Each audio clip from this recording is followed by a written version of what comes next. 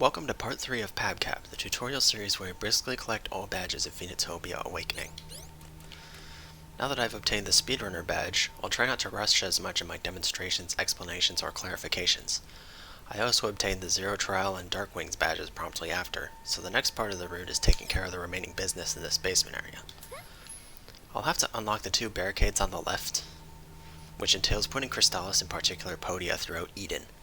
Thankfully, the C podium is the default location of the 7th Crystallis, so I just have to activate the podia in the A and E blocks. Should you lose to Katosh in the Zero Trial, this would all take place after the Phalanx.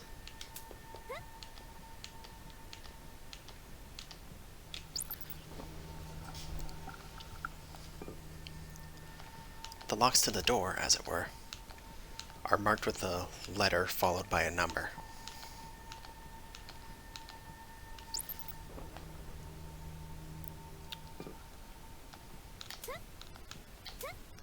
The first one to be obtained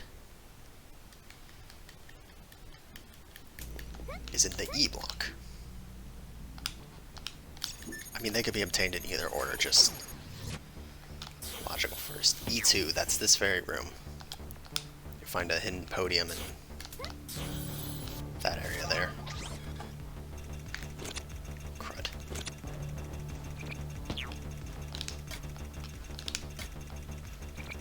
I'll salvage this somehow. Yeah, that wasn't so bad. Aside from, like, waiting for the energy refill. Goodness.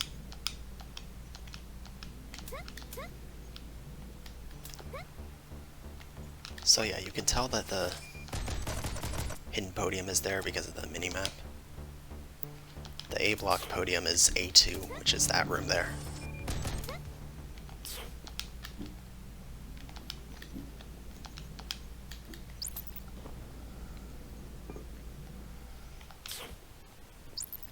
Forgive me if I sound dry. I have a weird throat condition, and this is like my 3rd time attempting to record this segment.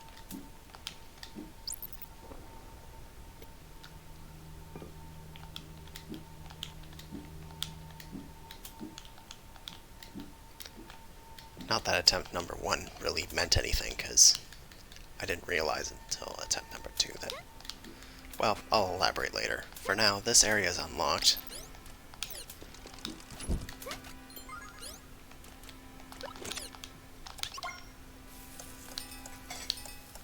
So now I'm going to use this room here to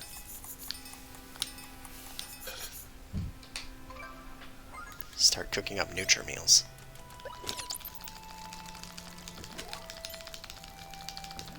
Because this printer here is a source of infinite Nutra-food, which is perfect for farming the Experienced Cook badge.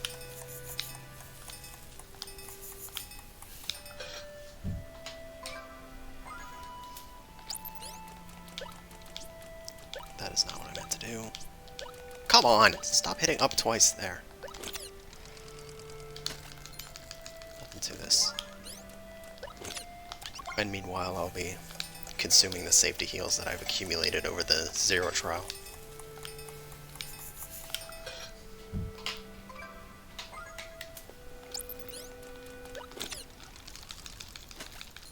Alright, I have to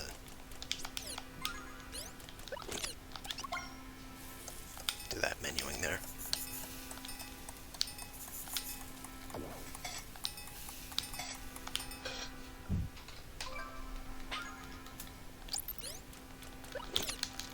You can move objects around in the inventory menu by using the X button.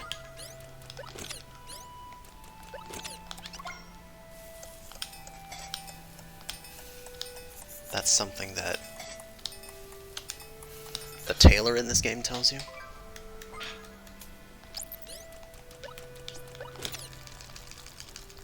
Also, while I'm going through this farm, I'm keeping a count on the side to make sure that I've cooked exactly 39 Nutra meals.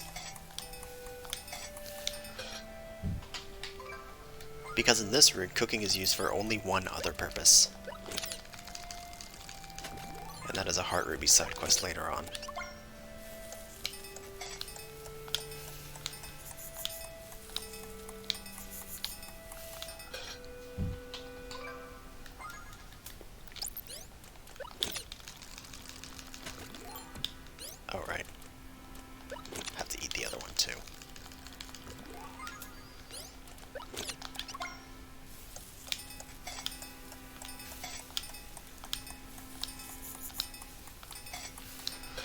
I would consider this type of cooking moderately difficult as far as the scope of the entire game.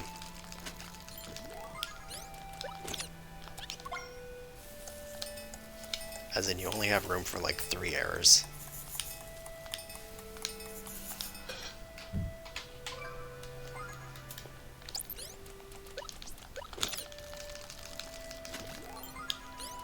And the cursor is just that kind of speed as it swings to and fro.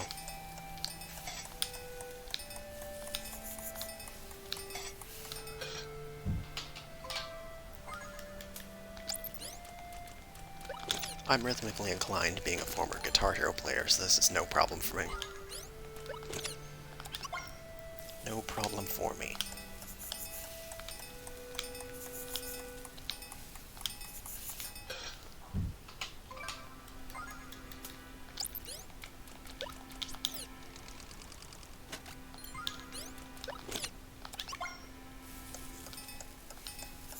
I say former because all of my controllers have malfunctioned. Somehow. Irreparably, in fact.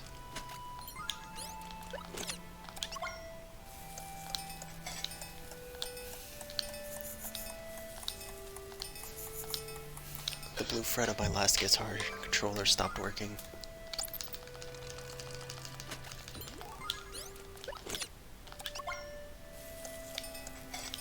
And the drum kit malfunctioned way before that. All I have left is the mic. And what good is that when I already have a full game, full combo on vocals? Anyway.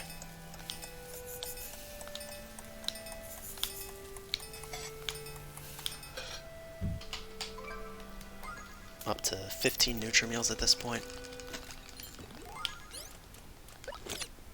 15 cooked anyway.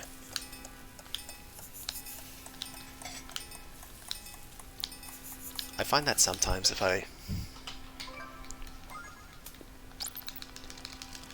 try to menu too quick,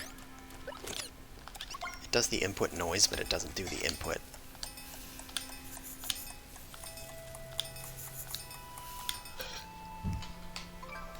So anyway, the farm has become pretty monotonous at this point. Cook Nutrimeal, consume Nutrimeal, while waiting for the NutriFood printer. So at this point I'm going to go ahead and jump cut. I accidentally canceled that eating with my food thing, or the crouch button. Why did I say food thing? Whatever the case, jump cut. So as you can see, I'm down to the last 10 Nutrimeals I have to cook.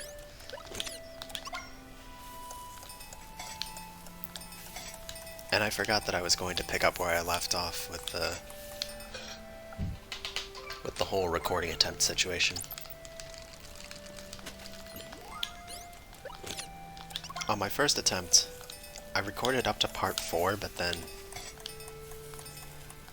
during the birdie fight I forgot to pick up doggy biscuits, which was the nail in the coffin of a train wreck of a performance regardless.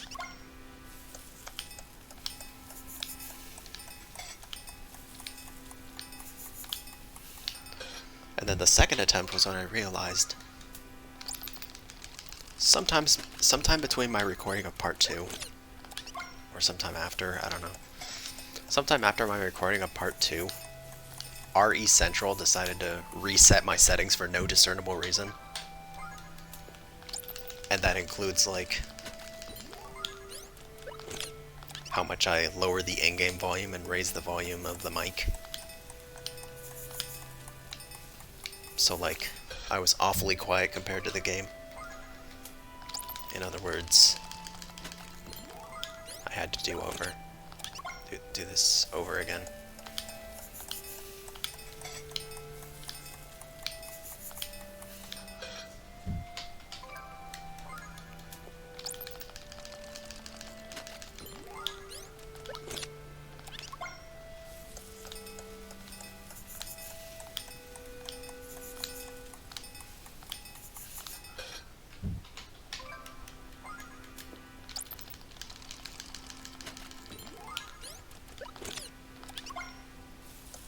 It's a good thing I don't do this for a living, to be honest. I mean, I'm actually not cut out for it. I mean, it's out of my comfort zone, is more along the lines of what I'm trying to say. But it just goes to show my enthusiasm for this game. Okay, so on the last preparation, I'm gonna print enough NutriFoods for a full stack. I should have mentioned the reason why I'm cooking them one by one is because whether it's one NutriFood or a full stack being cooked, it counts the same towards the Experienced Cook badge.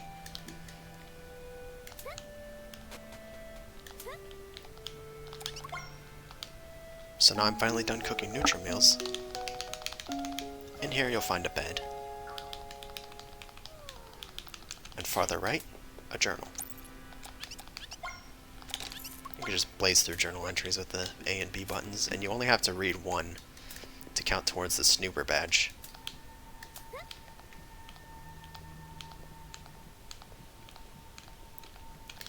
While the beds count towards Fluffy Pillow Connoisseur.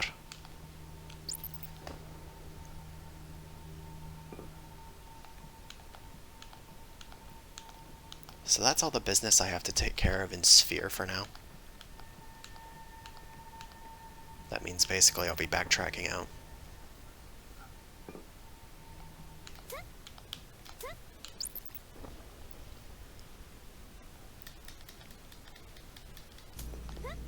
And I figure, might as well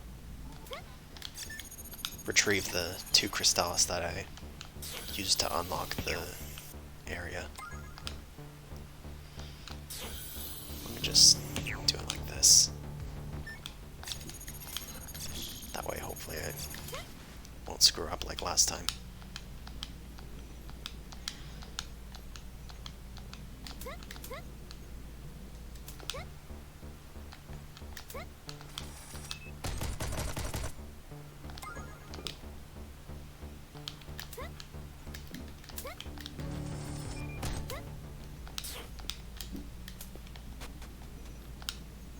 So now I'm gonna take this teleporter.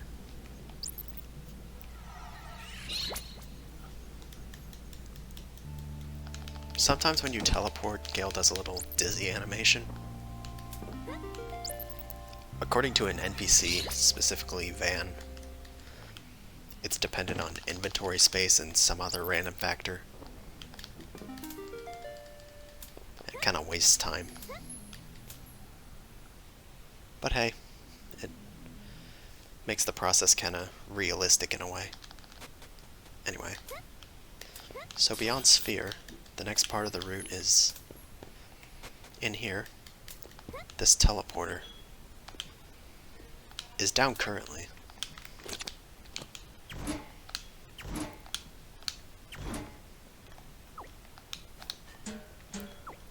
gonna have to power up the 3 generators on the B1F. But the catch is that only 3 of the batteries work. One of them was powering the light machine.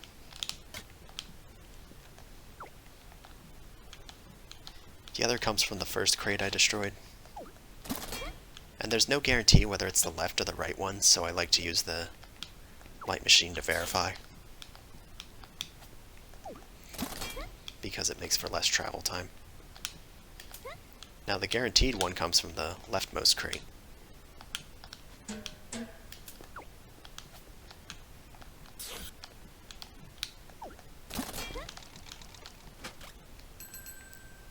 And this teleporter leads to the gazebo in the lake laboratory.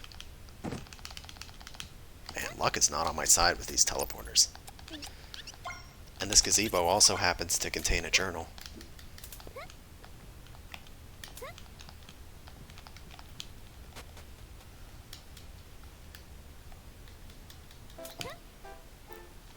In Lake Laboratory, I'm gonna head straight out, but visit its neighboring area, the GEO Club.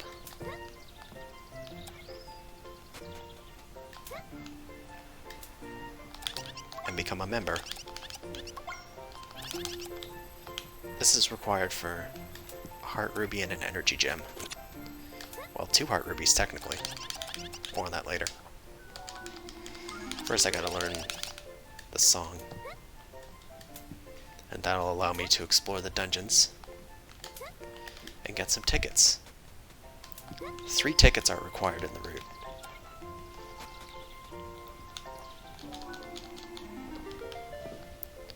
One for the Heart Ruby, 2 for the Energy Gem.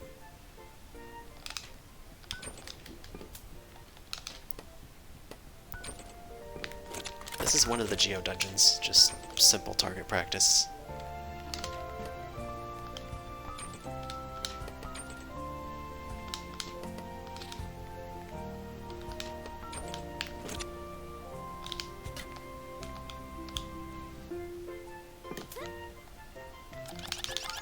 You know, I didn't know until I was rehearsing this that you could slip through the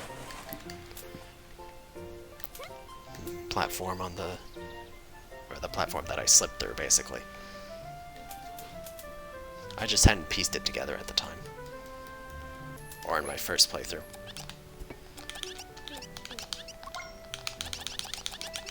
So now visiting Daea, I'm gonna hear the Legend of the Fountain. This triggers an Energy Gem side quest.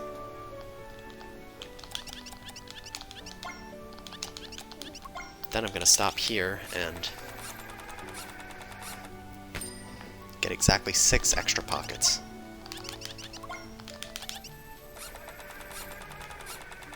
This is for ease of inventory management, and also to count towards the Hoarder badge.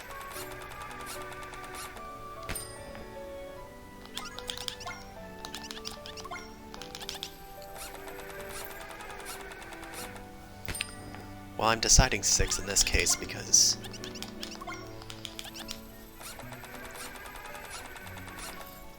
I want to get as many pockets as I can.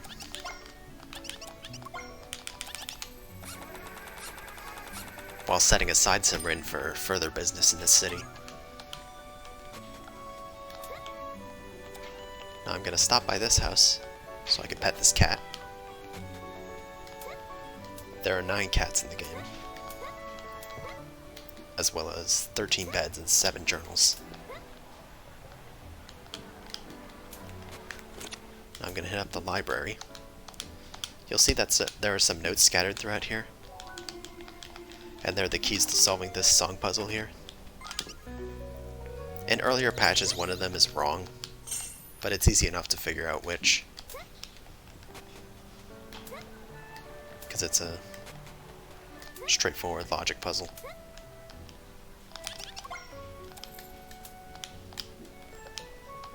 And I fancy myself an avid puzzler. While I'm here, I'm gonna take the dorm room. You'd think I'd want the deluxe suite because it leads to a Heart Ruby, but you can cheese that Heart Ruby, so I'm actually not gonna bother. Just get the cheapest option. That was in Elgin.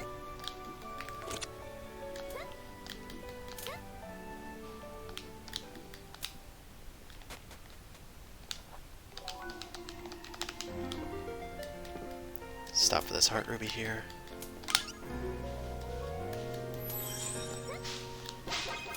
Might as well, because my next destination is the dungeons.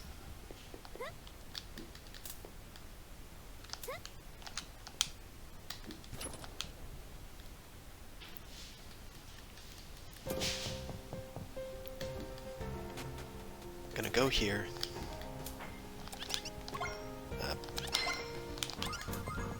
Refill my keycard B permissions. Normally the guards would do that, but they mobilized after the Sonic Spear was obtained.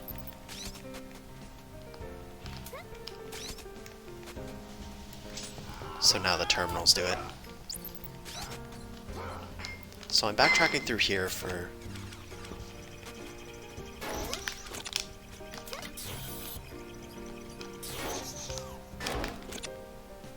a Moonstone and an energy gem. The Moonstone in question is right up here.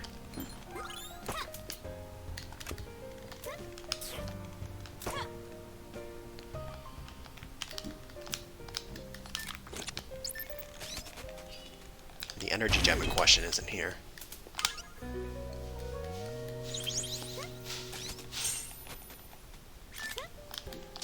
And while I'm here, I might as well get the 2-2 honey brew.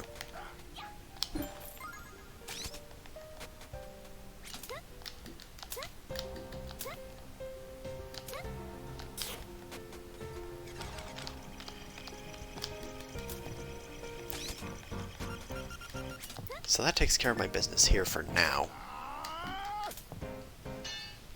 I will revisit for a later Moonstone. But for now, I'm heading down to the Aqua Line.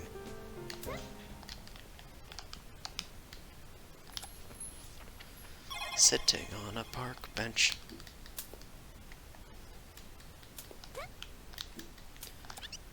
That's not the statue. The second statue from the left leads you straight to this Moonstone here.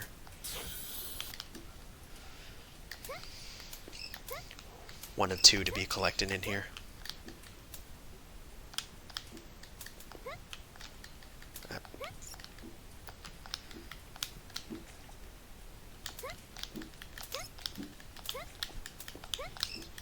But before I get to the other Moonstone, I'm gonna stop here and get a heart ruby.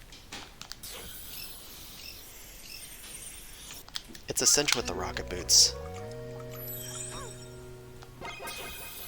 Without them, you'd have to toss the wooden boxes into the water to create a path.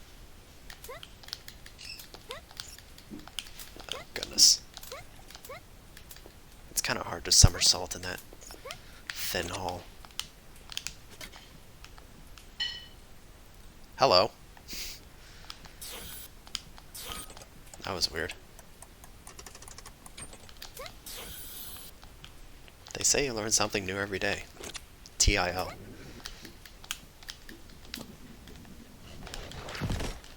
So the second Moonstone I mentioned is from this Splurging Jr.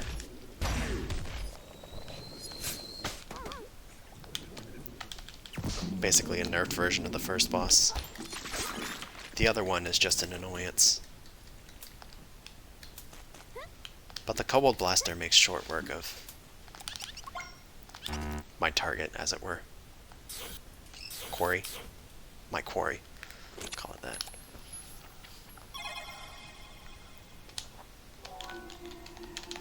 Now I'm heading down to Subterra.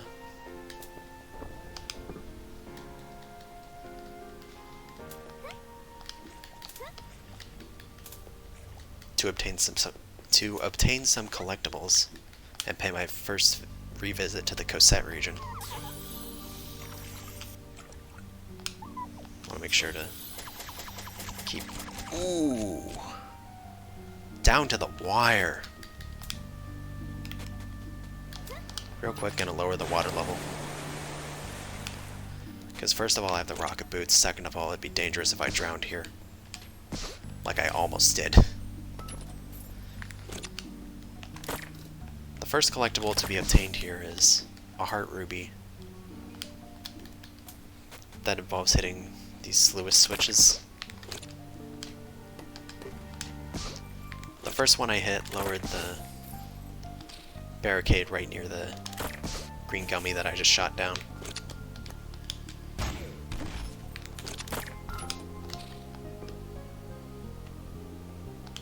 Hopefully that didn't hit the Lewis switch twice. Nah, it's cool. So that little sequence there allows me to get the heart ruby. Plain and simple. Alright, now be more careful.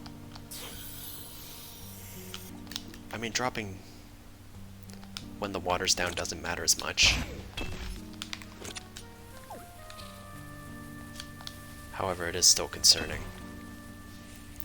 So I'm going to destroy this rubble, do a deep dive here, so I can grab the Moonstone, despite my lack of life preserver, or lifesaver.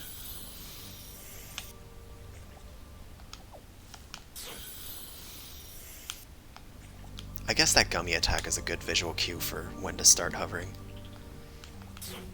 A reactionary cue? I don't know. I feel like that's a more accurate term. So throughout this area you'll find these enemies called Mimitoads. Obviously their most annoying quirk is camouflage. Otherwise they behave like other toads, except they have a tongue attack.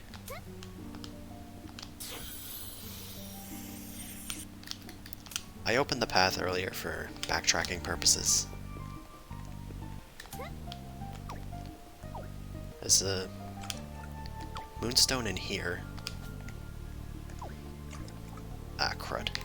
No, this is salvageable. Hang on. Just gotta do kind of like that.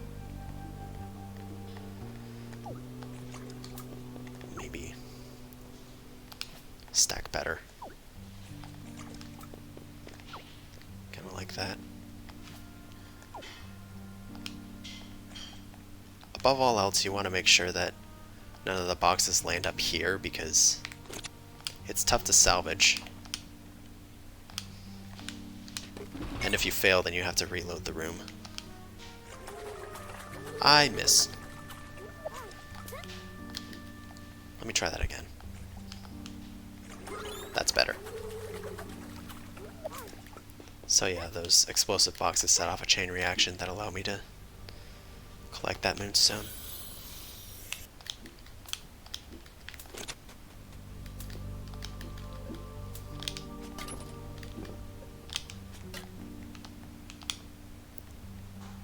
So now I'm gonna get one last Moonstone in here. What on earth?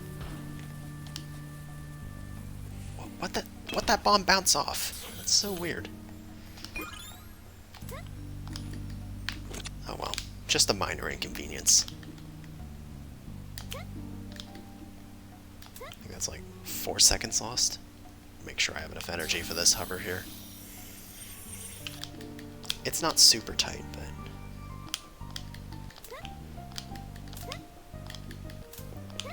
as I've reiterated, I am a cautious individual.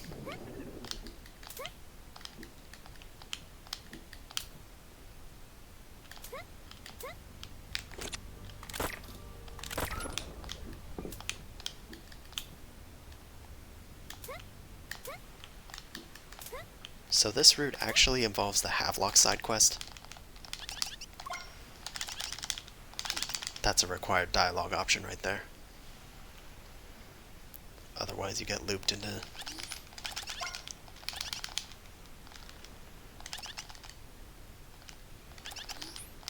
I don't know how to explain it.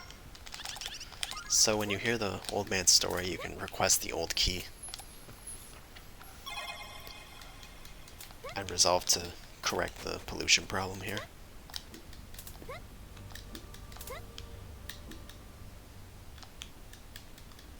Leading to one of the hardest battles in the route.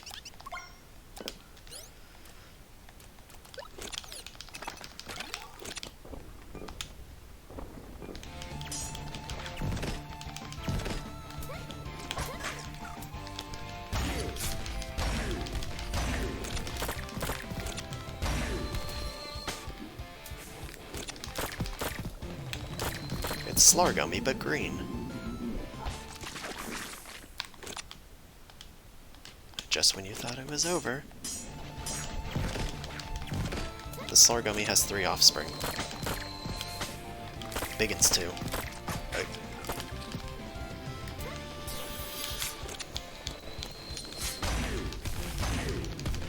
Playing it cautious as I do. Alternating between the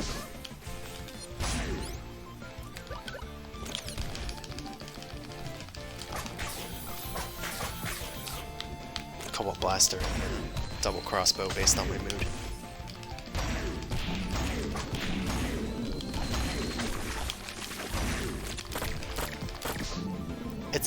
It's a decision akin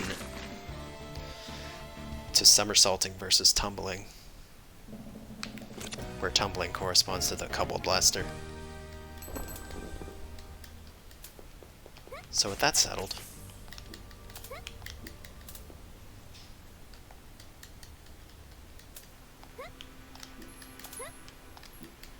report to Havelock here. Then ask about its fishing rods so I can receive it. Not only is it a hardier version of the fishing rod, but it's free. I initially routed it so that you'd have to buy the fishing rod, but doing otherwise allows for more pockets, and also an easier way to spend Rin. Wow. Oh crap. Hang on.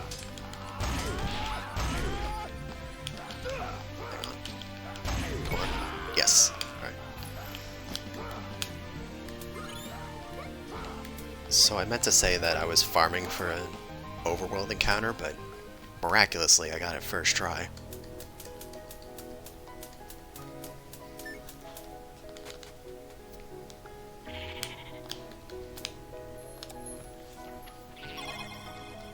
Very cautious save here. First off, I'm going to talk to this boy twice. That will initiate a side quest to find his sister. Then I'm going to stop by this building here, the mayor's barn, for a bed, a journal, and a heart ruby.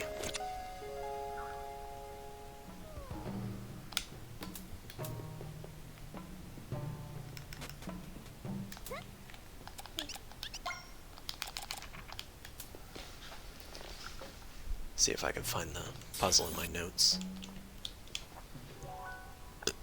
Ooh, excuse me. A bit slow, but I did find it. You just read the notes below and, or from right to left, basically.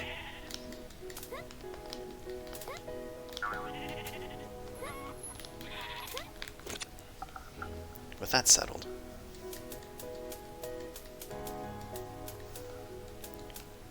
the boy's sister is in this area. This GEO dungeon right here.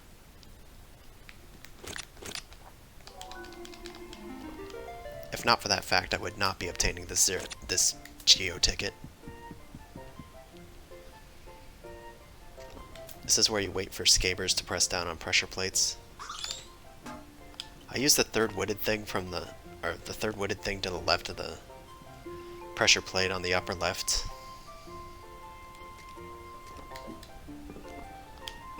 As a visual cue for when to hit the other scaber.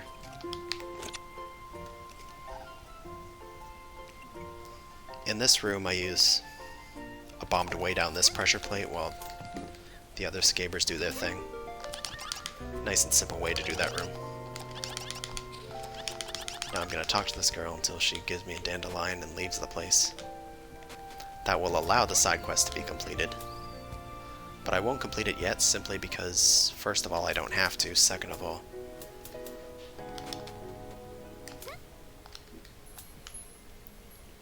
I'm going to revisit the Royal Archive.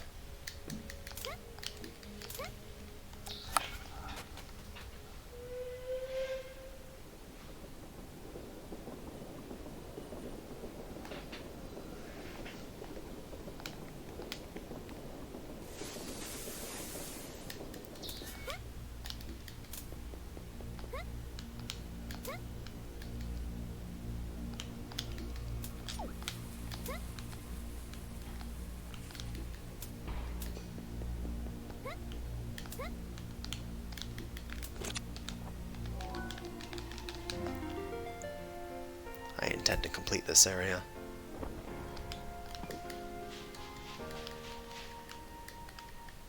Gonna save just in case.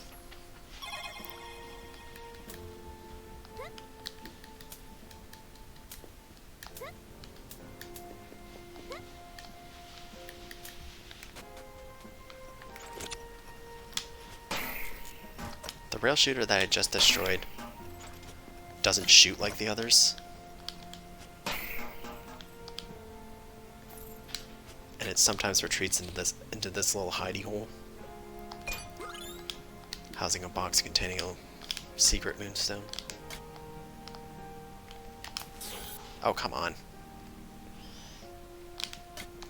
Tried to do a leaping hover there, but game did not follow on the leap part.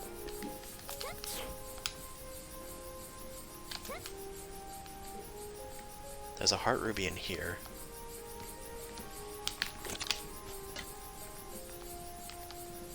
I am again taking this cautiously. Lie low to avoid that rail SAR. Notice these little Space Invader icons on the bookshelf there. They're colored like notes in a song. That will come into play for the next heart ruby to be obtained. Now, there's a ladder behind this dragon skeleton.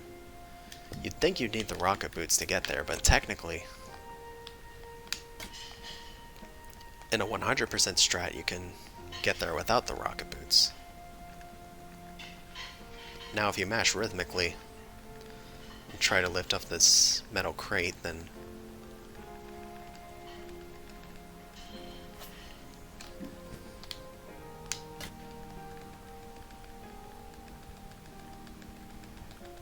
you just keep lifting it until it gets to the Sonic Spear. Do this 3 times.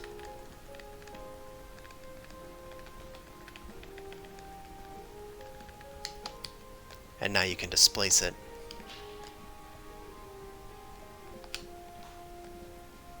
Over to here. And there. Get to the ladder without hovering.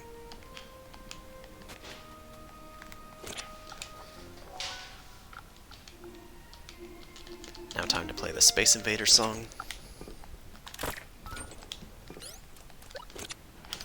Gonna take an energy boost here, because it makes this room a whole lot easier.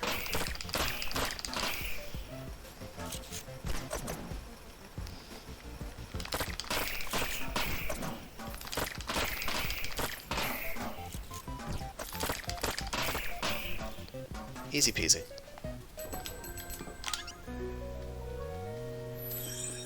Sometimes if you complete a gauntlet like that, you hear the ding twice.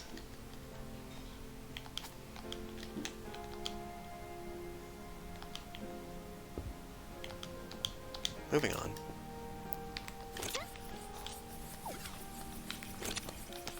I'm gonna stop by here.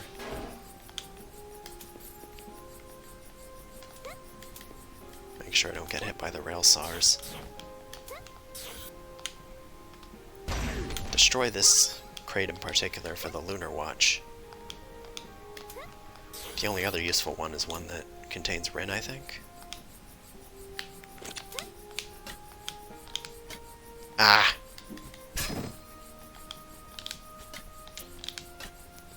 That misplaced spear single-headedly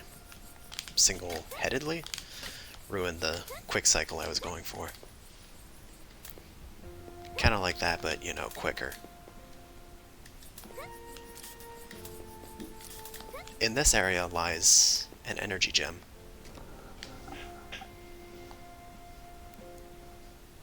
It's preferred to weigh down the pressure plates in the order I'm presenting them, or demonstrating. Not this one. It's better to save the middle ones for last.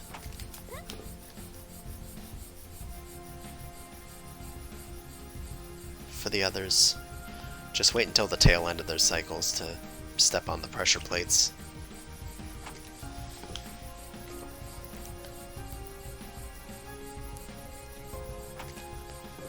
That center one is needless to save, because...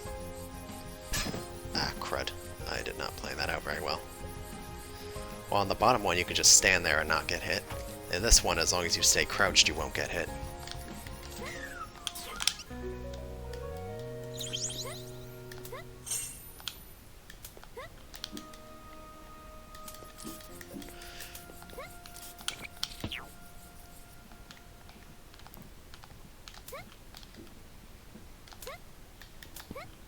In earlier patches of the game, you'd have to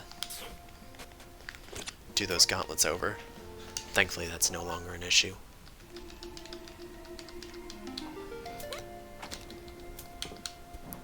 That's another fill in the blank puzzle, similar to one that I did for a treasure earlier. in the zero trial run, that is. Now I'm gonna rest in this bed because I didn't have to in the zero trial. And also because the safety healing is pretty important in this situation. Well, maybe it's not important, I don't know. But nice to have just in case.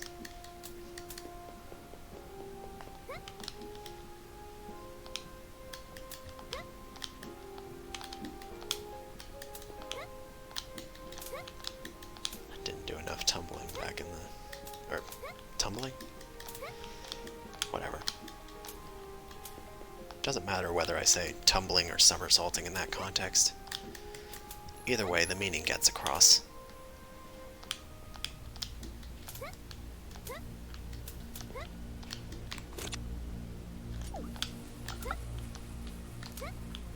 I mean, I could have tumbled before I placed that bomb. One last thing in this area.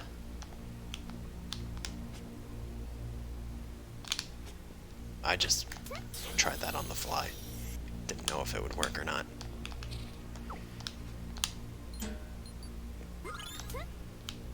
You do not want to use the bat to break that box, because otherwise the Moonstone goes flying into the void and you have to reload the room to get it to respawn.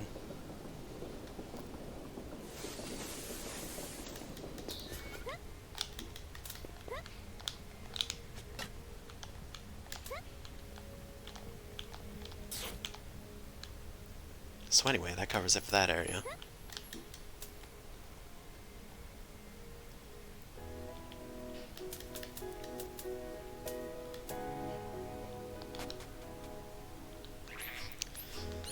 I have an excess of 118 Rin, so I'm gonna spend it at the shop here.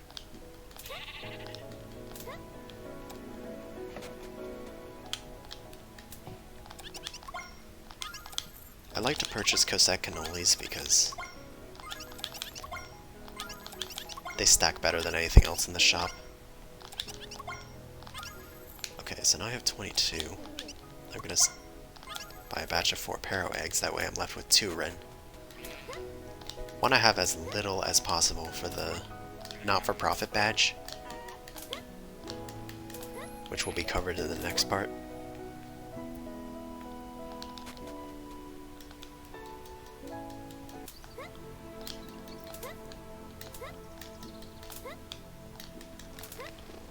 Now I'm going to backtrack to the Daea region by way of Wheat Road.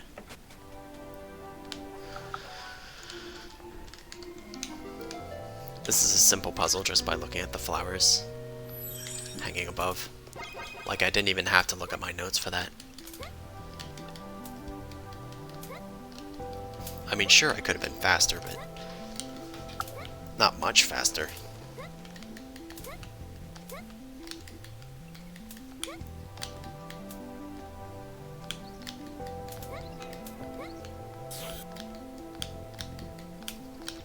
And let's be real here, what's the rush?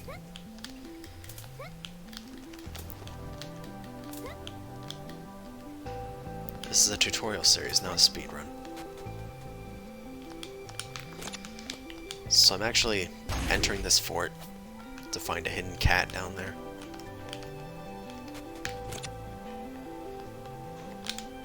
And then in the exterior, this box contains a moonstone.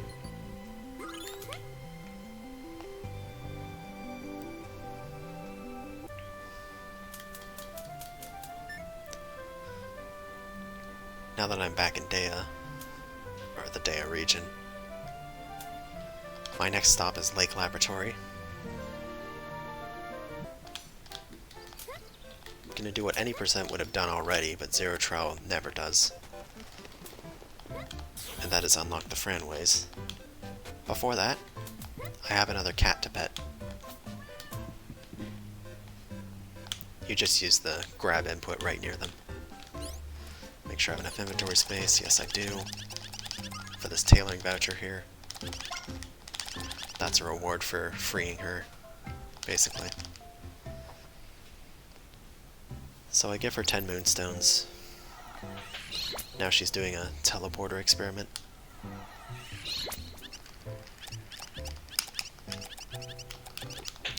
trying to hydrate while mashing, it doesn't work. Not as effective as doing it the way I usually do. That is with both thumbs. I can't believe Fran is freaking dead.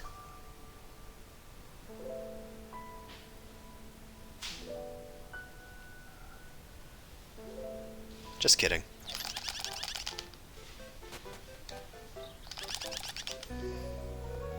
I love that cutscene. So even though I've unlocked the Pantalo Fran way, I'm not going to take it immediately, but use it as a means of backtracking as I take a path that I will do in part 4.